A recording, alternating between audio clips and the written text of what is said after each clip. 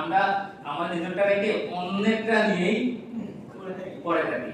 একটা গল্প আছে এটা নিয়ে, খুব মজার একটা গল্প আছে, আপনারা হয়তো অনেকে শুনছেন।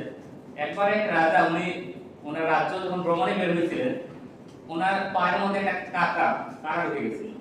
উনি ওনার মন্ত্রীকে বলছিলেন, মন্ত্রী মহাশয়, এই যে আমার পায়ের মধ্যে কাঁটা ঢুকে গেছে, এক কাজ করে আমার রাজ্যটা আপনি চামড়া দিয়ে দেখে দেন, যাতে আমি হাঁটলে আমার পায়ের মধ্যে কোনো আঘাত না হয়। মন্ত্রী মহাশয় উনি চিন্তা ভাবনা করলেন, দেখো না এই সমস্ত রাজ্য তো এভাবে দেওয়া সম্ভব না, এক কাজ করে দিই, আপনার পায়ের মধ্যে আমরা একটা চামড়া লাগিয়ে দিই, যাতে আপনি যখন হাঁটবেন তখন আপনার পায়ের মধ্যে আর কাঁটা বাঁধবে না।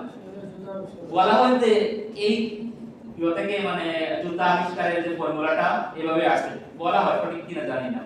এই যে সমস্যা যে আমি যদি সমাধান করে ফেলি, সমস্যাটা সমাধান হয়ে যায়, কিন্তু আমি চিন্তা করে কিভাবে আমি না, যদি ওনার পরিবর্তন চলে আসে ওইখানে সমাধান হয়ে যায়, তাহলেই মনে হয় সবকিছু সমাধান হবে।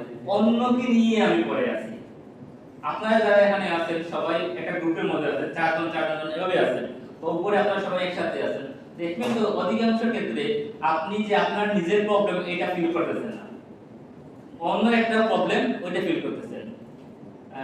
যখন আমরা আলোচনা শুনি, ওয়াজ মাহফিল শুনি, বিভিন্ন হিংসা বিদ্বেষে আলোচনা আসে, তখন আমার মাথার মধ্যে প্রথমেই আসে হচ্ছে অন্য একজন ভাইয়ের কথা।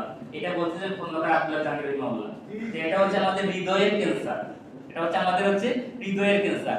কখনো আমার মধ্যে আসে না যে এই সমস্যাটা তো আমার মধ্যে আছে।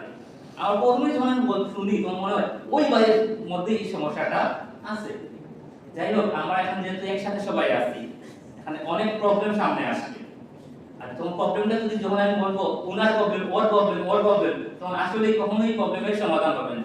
এই প্রবলেমটা যদি সমাধানের উদ্যোগ আপনি নিজে থেকে নেন, নিজেকে আপনি সংশোধন করতে পারেন, তার সহজেই সংশোধন করাও সম্ভব। তাহলে আমরা এই কাজটাই করবো, ঠিক আছে ইনশাআল্লাহ।